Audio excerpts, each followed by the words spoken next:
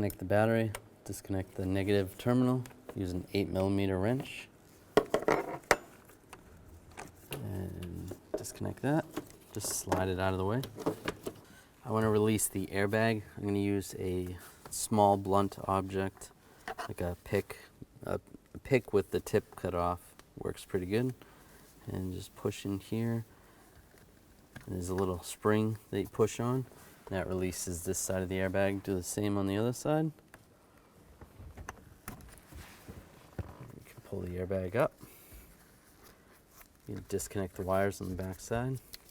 Right, there's 2 clips right there. Just squeeze those clips. Slide the connector out.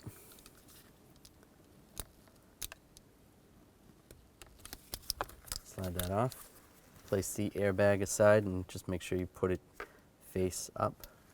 If you see, this is how the spring works with the pick. If you push the pick in there, you're just trying to move that spring. So you might have to feel around for it. And disconnect this wire right here. This is for the horn.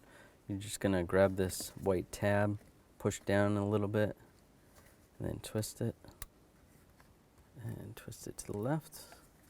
And slide this out. Disconnect this connector right here. There's a little lock tab right there. Just use a pick or a screwdriver. And slide that connector off. We're going to loosen this nut up. Use a 21mm socket and a ratchet.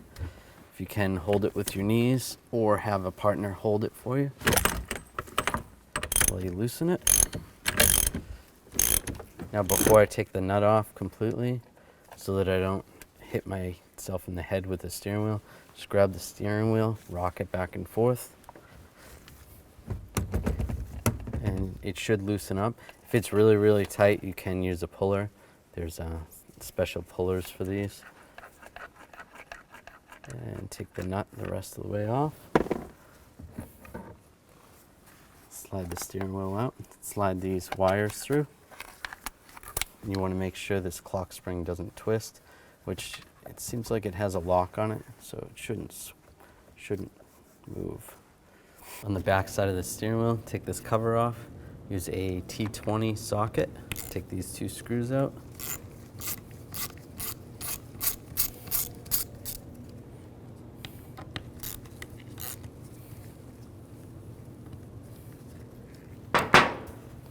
Slide that cover off. Take some needle nose pliers and just push on this retainer right here. Just squeeze it in. There we go. Just like that. Move the wires. And just take a skinny screwdriver, or I'm using a Torx driver, and just on the back side right here, just push straight through. And the switch should slide right out. Disconnect the switch. There's a little button right there. And take the new switch, slide it in position, the connector, push it back in place. Now take the wiring harness, reposition it the way it was, and the connector.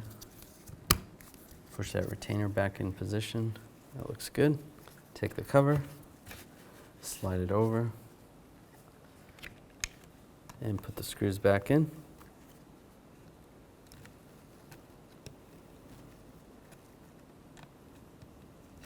And tighten the screws down. Snug them down.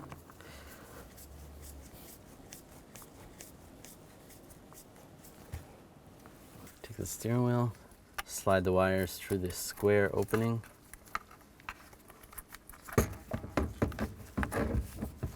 And line the steering wheel up. There is a little tab on the shaft of the steering column and a little arrow. You want to line that up. And it should be slotted. You shouldn't be able to put it on any other way. It should only go on one way.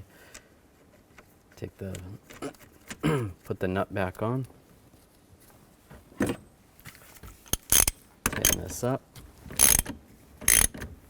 Now I'm going to torque this nut to 29 foot-pounds.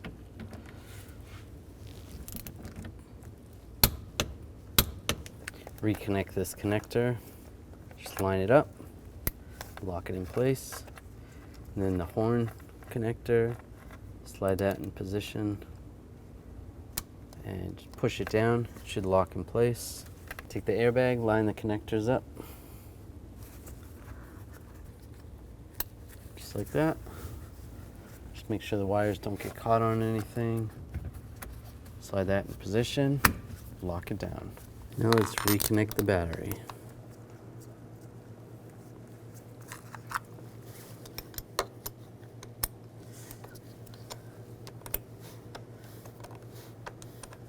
And snug down the terminal.